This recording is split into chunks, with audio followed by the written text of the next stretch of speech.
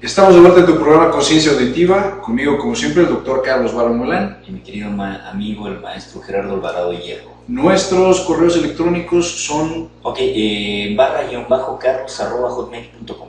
El mío es gerardo-alvarado-hierro@hotmail.com y nos gustaría señalar solamente en esta ocasión que por ningún motivo vamos a recibir ofertas de ninguna naturaleza que sea ilícita en estos correos. Si son dudas, si son medianamente académicas, quizá, y solo quizá, responderemos a tus dudas. Muy probablemente no sea el caso, pero de todas maneras, ahí están nuestros correos. No, sí, bueno, desde que construimos el programa, yo creo que algo que surgió entre Gerardo y yo fue precisamente que fuera un espacio de reflexión, de opinión. No todo el mundo va a estar de acuerdo con nosotros. No celebramos. Y claro, no tiene por qué estarlo tampoco. Pero me parece que fue un espacio intelectual, se difunde en radio, como todos ustedes saben, no solamente en página de CUE, y bueno, y ha afianzado ciertos criterios importantes en un mundo donde no se discute mucho. O donde se discute bajo una línea muy específica. Hablemos de un tema que es ciertamente muy debatible y lo hemos denominado los proyectos millonarios con resultados inciertos. O negativos. Estos son los proyectos millonarios que se han emprendido por el Estado mexicano y elegimos solamente 7 de ellos para platicar en estos minutos. Sobre los proyectos millonarios desde el sexenio de Vicente Fox en 2006, finales del sexenio de Vicente Fox, y desde 2006 hasta 2015 hay algunos proyectos que son ciertamente muy cuestionables. Empezamos con la refinería Bicentenario. Carlos, te recordarás que en 2009 se comisiona lo que Felipe Calderón llamó la obra de la década, una ampliación de la refinería de Tula en Hidalgo, que se iba a construir sobre 700 hectáreas de terreno. Era un polígono que le llamaban. Un polígono gigantesco, y este polígono iba a representar en 9,000 millones de pesos una primera etapa para la creación de una nave de refinamiento de crudo, que iba a obtenerse un primer refinamiento de una gasolina pesada todavía no apta para consumo comercial, pero que iba a coadyuvar a la creación de ya finalmente hidrocarburos más procesados. Claro, la idea no era indebida, o sea, recordemos que México tiene esta lamentable condición que vende petróleo al mercado internacional, pero genera muy pocas gasolinas, y esto hace que compremos gasolina, se encarece el producto, aumente los impuestos que tiene la misma, porque tiene una serie de impuestos que en otros países no tiene, y me parece que el proyecto a todas luces se veía como viable, pero causa una especie de quimera del oro, como diría Chaplin, ¿no? Esta quimera del oro, en donde en Hidalgo mucha gente se anima porque dice, bueno, se van a crear tantos empleos directos, tantos indirectos, ¿no? Y empieza el gobierno de Osorio, ¿no? Concretamente, a proyectar este tipo de condiciones. Se habla mucho de la refinería, se vuelve a hablar de la refinería, y es un caso análogo, si no mal recuerdas, a lo que pasó con el posible aeropuerto, ¿no? En el área de Tizayuca. Exactamente, la especulación sobre la compra de terrenos. Que ese es otro caso que no está aquí, pero que bueno, que podría estar. Empezamos con los desalojos forzados de personas que si su terreno costaba 200 pesos el metro se les pagaba en 20 y cosas así espantosas. La refinería... El Estado de Hidalgo contrató una deuda. Aquí hay una deuda, aquí hay una deuda todavía. Cerca de 6,000 millones nada más de deuda del Estado, que ya constituyó adjudicaciones directas y que hasta este momento no se ha aterrizado en nada más que en una barda que rodea 70 de las 700 hectáreas. O sea, la barda ya existe, pero no hay nada en la barda, sigue siendo un lote vacío. Sí, y perdón por la especulación o por la especulación inferida o guiada, la actual refinería, yo no sé, ojalá no le moleste a nadie, ha tenido N cantidad de incidentes, ha muerto gente, no ha trascendido a lo mejor en su justa dimensión, pero me parece que no siempre ha funcionado de la mejor manera tampoco, ¿eh? Sí, incluso está subutilizada, existe una subproducción de lo que la actual refinería podría producir en términos generales, y había varios comentarios. Hubo una época... ¿Te acuerdas que hubo una especie como de guerra álgida entre Guanajuato, que si se la llevaban para Guanajuato, que si se la traían a San Luis incluso, o a San Luis, o sea que la gente aquí estaba como triste porque no se iba a hacer, y cuando dijeron que se iba a hacer no se hizo? Hay un detalle aquí en la zona de Tula. Si usted conoce Tula de Hidalgo, Tula tiene una condición muy peculiar. Lo reto que lleve su auto nuevo cuando llueve. Lo reto. 3 días bajo la lluvia de Tula hacen pedazos tu pintura.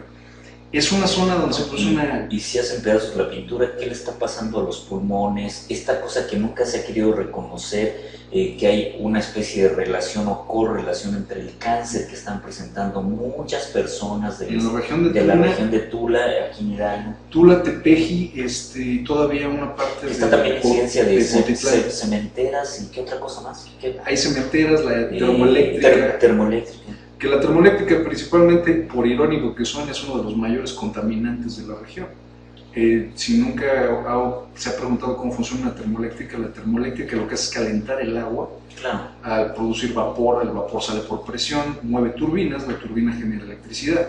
Lo que usan para calentar el agua y después para enfriarla rápidamente y para poder hacer todo este mecanismo es una sustancia que se parece a prácticamente el ácido sulfúrico.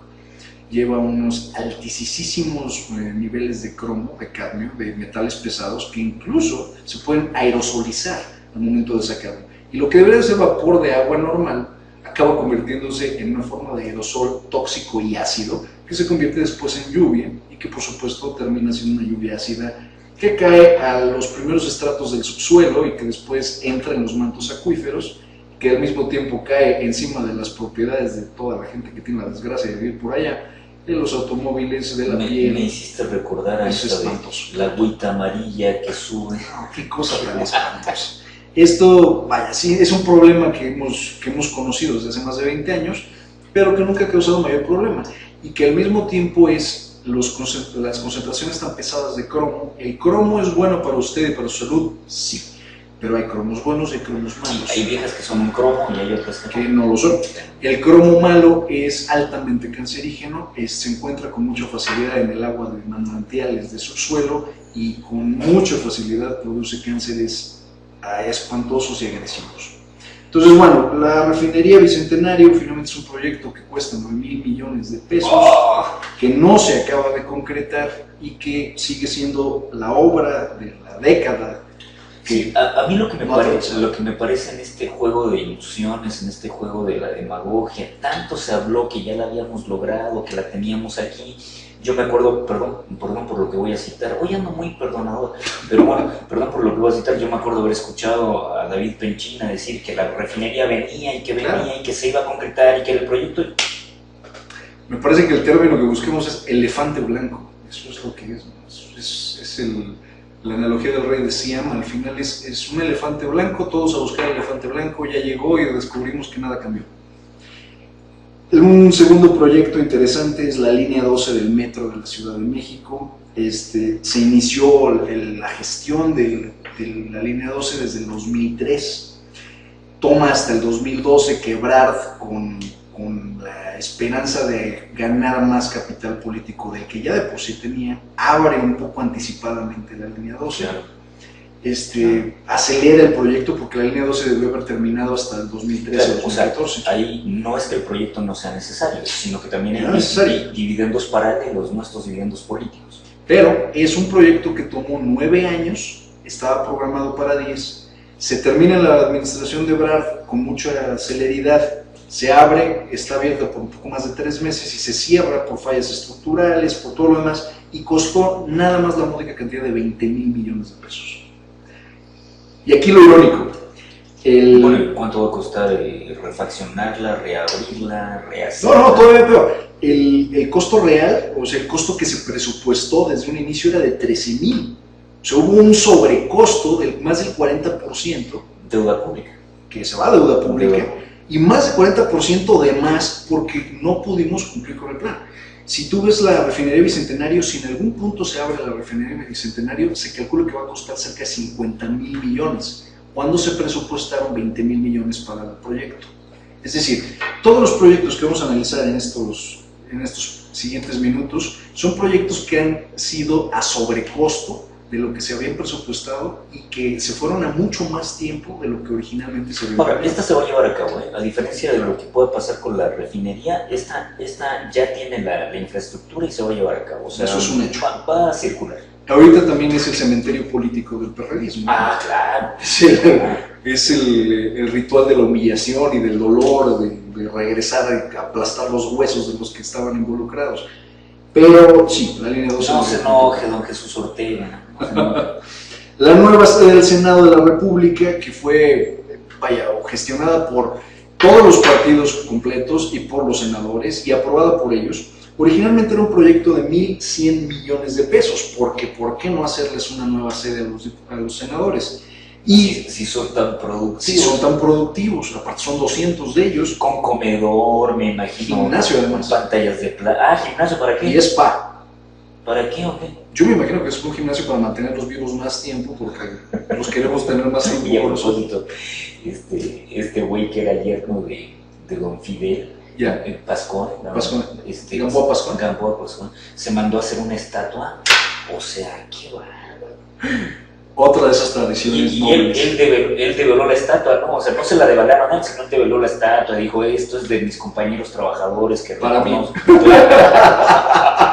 Qué orgullo, qué maravilla. La nueva sede del Senado, entonces, programada en 1.600 millones, acaba costando 2.500 millones y 4 meses después de que se abrió, empieza a tener fallas estructurales, empieza a tener fallas por filtración, no funcionaban los baños, se tapaban y explotaban los baños como fosa de agua séptica, nunca se ha ocupado el gimnasio, ni el spa, ni nada de lo que se creó. ¿Eso no era como un karma de que eso de que se tapaban los baños salía la mierda en contra de la mierda? ¿No sería una cosa? Es karmático, es karmático. Es totalmente irónico y absurdo. Y esta nueva sede finalmente también viene a la mano con un proyecto todavía de la época de Calderón, que fue la Biblioteca Vasconcelos.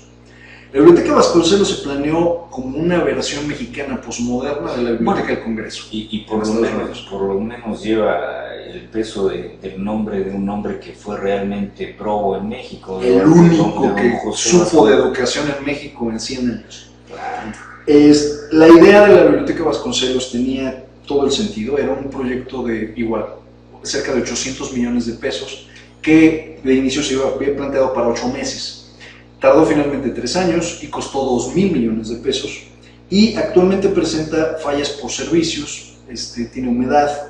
El acervo que se había planteado para cerca de 2 millones de volúmenes de distintos textos, ya se echaron a perder cerca de un centenar de miles de volúmenes, algunos de ellos ya irreparables y algunos de ellos irreemplazables por cuestiones de fallas en los servicios. Esa es una mala noticia. Esa realmente es una mala noticia. Al mismo tiempo tenemos, por supuesto, la Estela de Luz, uno de mis proyectos favoritos en una de mis avenidas favoritas. La Estela de Puz. La Estela de Luz es parte de una noble tradición sobre la calle de Reforma. Noble tradición. Muy noble tradición de hacer proyectos idiotas que cuestan mucho dinero. Para que Reforma siga siendo la avenida de los monumentos. La avenida de los monumentos. Hace 100 años, Porfirio Díaz, un poco más de 100 años, en 1903, 1904, Porfirio Díaz comisiona originalmente la idea del Ángel de la Independencia. Porfirio, que le gustaba todo lo francés. Todo lo francés. Y que curiosamente sigue siendo su legado, son los edificios más bonitos del centro de la ciudad. Yo diría que sí, por ejemplo, el Palacio de Bellas Artes, me parece que es indiscutible, ¿no? Indiscutible que es un Correos, es hermoso. Claro. El edificio Minería, el Munal, cita el Munal, el Munal es hermoso. Vaya, todo esto que se crea en la época de Porfirio Díaz, Porfirio ordena o comisiona más bien a uno de sus parientes, curiosamente unos sobrinos, la creación del... ¿Quién era su sobrino? ¿Don Félix Díaz? Félix era uno, pero hay otro en particular, Manuelito, o Manuelito. Y Manuelito no recuerdo si era Pérez, era Gómez, era López o era qué demonios, y después era Díaz. Le encomienda a él el diseño original del Ángel de la Independencia, que no iba a ser un ángel, que no iba a tener la forma que tenía, solo se comisionó un edificio que tuviera las veces de ser una estatua monumental o varias, una colección de estatuas. ¿En aquella época se convertía en cierta manera como un punto concéntrico? Todavía no. Cuando se crea el proyecto original era un cuadrado y era una especie de obelisco. El Ángel de la Independencia iba a ser un obelisco. Cuando se empieza el diseño y todo lo demás, empiezan a hacer cimientos y todo el resto, se tarda, y de 1903 al 7, o sea, 4 años, se tardan nada más en hacer parte de los cimientos. Se roban el dinero, se acabó el presupuesto, y el costo original... O sea, que no era solo aquí, en esta época. No, esto ha sido siempre, por eso digo una noble y estúpida tradición. Después del Ángel de la Independencia, esa es la máxima ironía, vuelven a comisionar el proyecto y lo gana un italiano. El diseño finalmente es de un italiano, se proyecta para la totalidad de la construcción para 1910, que va a ser el aniversario de la independencia de México. Claro, 100 años. 100 años hasta ese punto. Que, ojo, ¿cuál independencia? Si la independencia de México arranca en 1810 y se termina en 1810. Sí, o sea, no se está marcando la consumación. Sino claro. el inicio. Claro. Entonces, ese era el inicio que quería conmemorar Porfirio Díaz, por eso conmemoramos 1910. Y bueno, empieza todo este show, no se acaba. Se tardan todavía 3 años más por las causas de la revolución y finalmente se inaugura cerca de 1918, ya como lo conocemos. Era un edificio que originalmente los mexicanos detestaban. Sin embargo, a partir de... ¿Qué, se meaban ahí o no? Porque ahora lo pintan. Ahora lo pintan.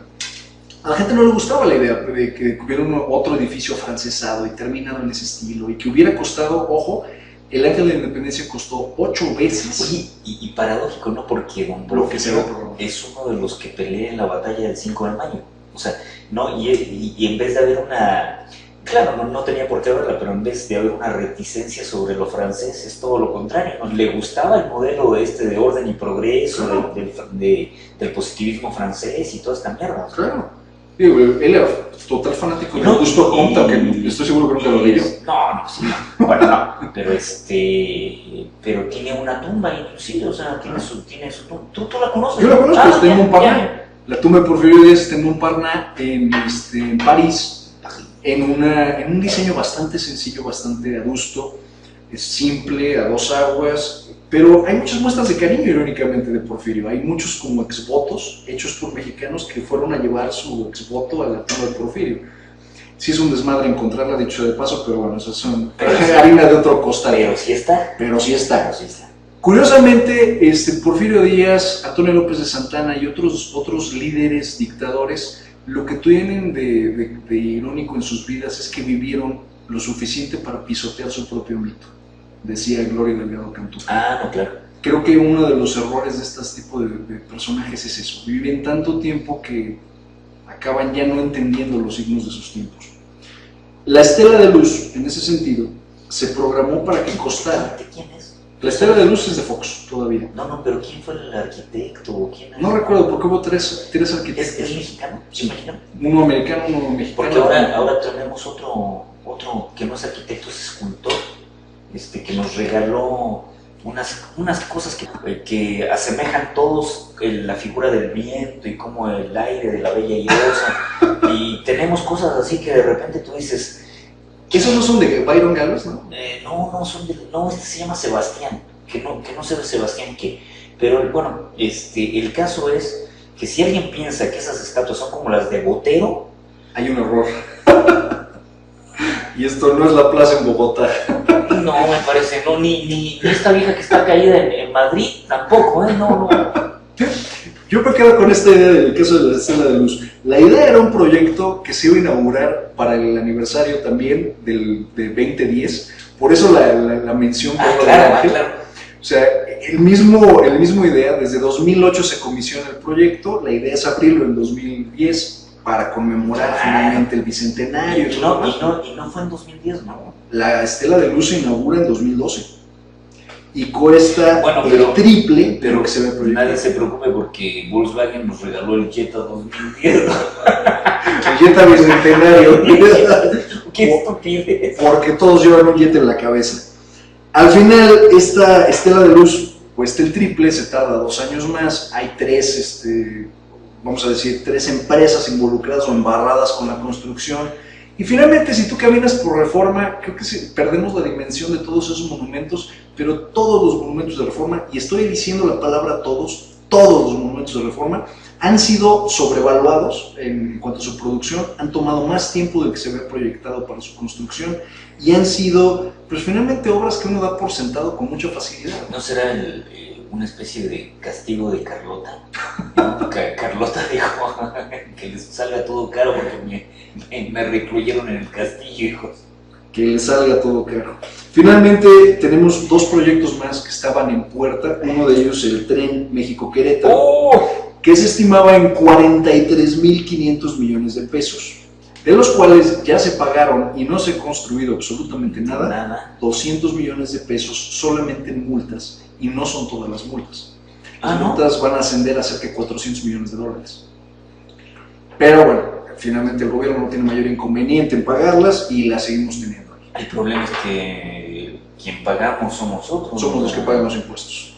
Pero eso sí, pobre de ti si depositas más de 20,000 pesos de un solo golpe del banco porque te lo van a sacar. El aeropuerto alterno de la Ciudad de México también, el nuevo elefante blanco, es un proyecto que va a involucrar más de 200,000 millones de pesos. Es el más ambicioso de todos estos proyectos y ya se empieza a hablar de que hay retrasos en la obra, apenas en estas primeras etapas. Y bueno, es un proyecto que se planea para 10 años. Oye, ¿dónde vas? ¿Es Llanos de Texcoco? ¿Dónde está esto? Esto de Texcoco es a la mera entrada de México por el lado, sur, es decir, por el lado de Pachuca, de México-Pachuca. ¿Ya? Hay un entronque hacia Texcoco, a unos 7-8 kilómetros. Ahí está el plano. Oye, por ejemplo, ya se estudió la mecánica de suelo de todo eso. ¿Recuerdas esta polémica de los patos? La mecánica de suelos. Claro. Este era el segundo proyecto menos viable. Era mucho más viable Tizayuca, era mucho más viable cualquier otro proyecto. Finalmente, la idea de ponerlo en Texcoco es porque creces la Ciudad de México hacia la zona suroriental y es una zona en donde finalmente tenías poco desarrollo. Si bien tienes un Tecámac y si bien tienes un Ecatepec que están muy grandes, tienes una zona suroriental. Yo estoy pensando que esto está pretendiendo de que no lo cubra la mancha urbana también, ¿no? Como ha pasado con el aeropuerto de la Ciudad de México, ¿no? Lo va a absorber. Se va a volver la misma mierda que tú conoces ahorita. O sea, ir al aeropuerto es un show, ir al aeropuerto de la Ciudad de México es verdaderamente un show. Estas rutas que hay ya son insuficientes. Es complicado. Realmente esto de que llegues con 3 horas tiene hasta cierto sentido de razón, ¿no? O sea, ya la idea vaya, todo lo que está alrededor de Oceanía, en el aeropuerto Benito Juárez, es un desmadre espectacular. Y viste que Terminal 1, Terminal 2, sí está el trencito este trencito. Sí, nos ha tocado incluso eso. Sí. Es lo curioso de todo esto es, ¿qué es o qué hay en los constructores mexicanos que no pueden acatar sus propios tiempos, que no pueden acatar sus propios presupuestos? O me pregunto yo. Sí, o sea, ¿por qué se desfasan con tanta facilidad? O sea, ¿qué es lo que pasa? 200 años de desfase. Porque de repente, claro. Porque son 200 años de la tradición de desfasarnos en tiempos y en costos. No lo entiendo, simple y sencillamente no lo entiendo. Hace poco una amiga estaba construyendo su casa y originalmente también se desfasó, ¿eh? Pero no por poquito, acaba proyectando su casa para que fuera un domicilio de 2 pisos, ¿no? Y programa su casa y programa todo. Ya había probado los planes. Y aquí viene la parte curiosa. Ella, al momento de entrar físicamente al lugar, con pues no es su marido, es su novio. Cuando entra con el novio dice, no me gusta ese tragaluz ahí, quítenlo y pónganlo acá. Y entonces el arquitecto voltea y dice, claro, asiente con una sonrisa, escribe y garabatea algo. Yo estaba ahí físicamente y después voltea y dice, no, es que esto va a tener un sobrecosto de tanto. Ella voltea y dice, sí, no importa, ya después lo aclaramos. Después va avanzando y dice, ese piso ya no me gustó, quítenlo y que pongan tal piso. Y después hace varios cambios así. En 20 minutos que estuvimos en lo que nos enseñaba su casa, modificó, vamos a decir que cosas no tan sustanciales, pero sí cambió unos 16 metros de piso. Sí hizo tragaluces donde no lo sabía y quitó tragaluces donde ya lo sabía. Y afectó probablemente, no sé si, vaya, no soy arquitecto, no sé si afectó la seguridad estructural del inmueble, no sé si afectó solamente la estética, o no sé si afectó la funcionalidad. Ya, ok.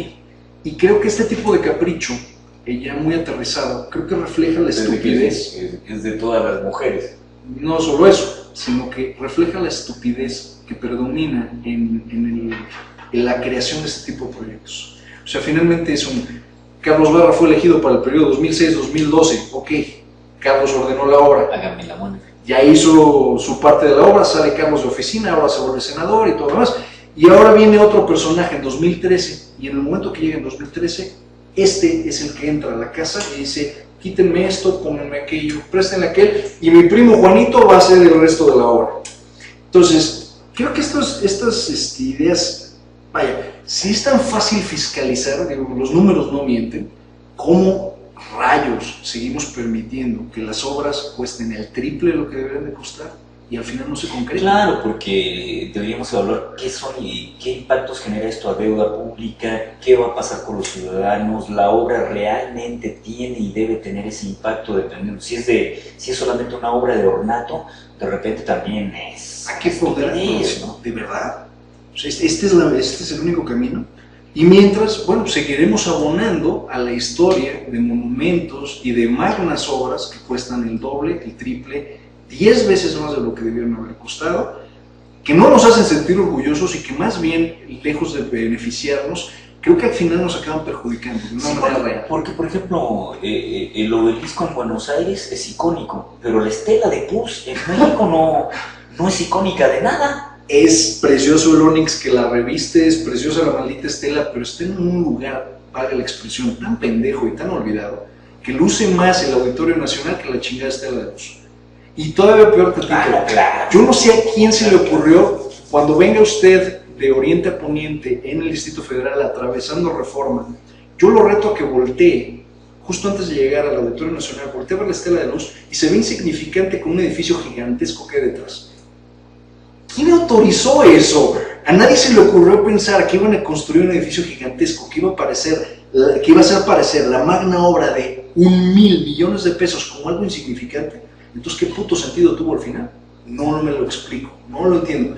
Mala planificación urbana, mala administración, corrupta y peligrosamente oscura administración, y al final esto es lo que no sé, también dentro de este urbanismo habría que ponderar si esto no lleva contaminación visual, ¿no? O sea, si esto no es una contaminación visual y qué tanto comulga con el resto del espacio arquitectónico. Todavía más allá, me pregunto, ¿cuánto cuesta mantener una estatua al año? Digo, siempre y cuando no mandes a los expertos del INE a chingarse el caballito, ¿cuánto cuesta mantener una estatua al año? ¿Cuánto las palomas se cagan en... ¿Cuánto limpiarle la mierda a la estatua, etcétera? ¿Cuánto cuesta una estatua al año? Y ahora mi siguiente pregunta sería, ¿cuánto cuesta la chingada estela de luz que tiene prendida desde las 6 de la tarde hasta las 6 de la mañana? Porque por 12 horas hay una multitud de focos iluminando el ónix que se ve tan bonito y tan insignificante al lado del Auditorio Nacional.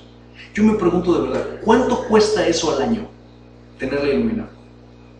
Habría que realmente ponderarlo, porque hay veces que obras se dejan de hacer por lo que va a costar a futuro la obra.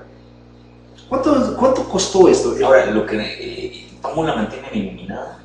¿Cuánto costó? Porque no hay generadores ahí ni eólicos, ni de fotoconversión, de paneles solares. O sea, eso es electricidad, me queda claro. ¿Quién paga esa electricidad? ¿La paga el Estado? ¿La paga el Distrito Federal? ¿Quién está pagando esa electricidad y cuánto cuesta? ¿Cuánto cuesta la estela de luz magna que no se inauguró en el Bicentenario, que costó el triple de lo que debió haber costado y que finalmente está ahí como algo insignificante? Pero en cambio la estatua de Gamboa Pascoe apareció de inmediato.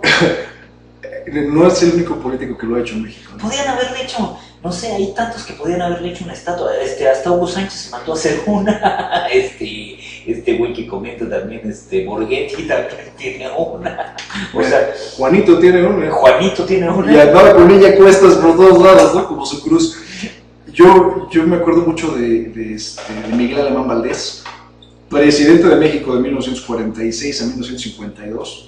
Un personaje nefario. Yo admiro a su hijo porque se casó con Cristian Martel. Miguel Alemán Valdés, cuando todavía era presidente, me parece, si no me traiciono la memoria, en el 51, se manda a hacer una estatua con toga y birrete para que fuera colocada a las afueras de Ciudad Universitaria. Fue el primer presidente con título, ¿no? Después de los cachorros, fue el cachorro, El cachorro de la Revolución. Pero después fue el que tenía título, ¿no? El primer presidente civilista del siglo XX, es decir, no militar. Se manda a hacer su estatua, se otorga a sí mismo un doctorado honoris causa con toda la reticencia de la universidad. Sí, claro, la autónoma estaba furiosa, pero se lo dieron, le dieron finalmente su título. Se convierte en doctor honoris causa. También se lo dieron yo digo, no sé si fue, creo que no fue la UNAM, ¿no? Pero se lo dieron a Durazo, ¿no? Claro. A Durazo lo hicieron doctor honoris causa, ¿no? Que honoris causa significa por causa de honor. Entonces ahora imagínese este señor que aparte de todo se montó su estatua en la entrada de Ciudad Universitaria. Eran todos los insultos habidos y por haber en la misma coyuntura.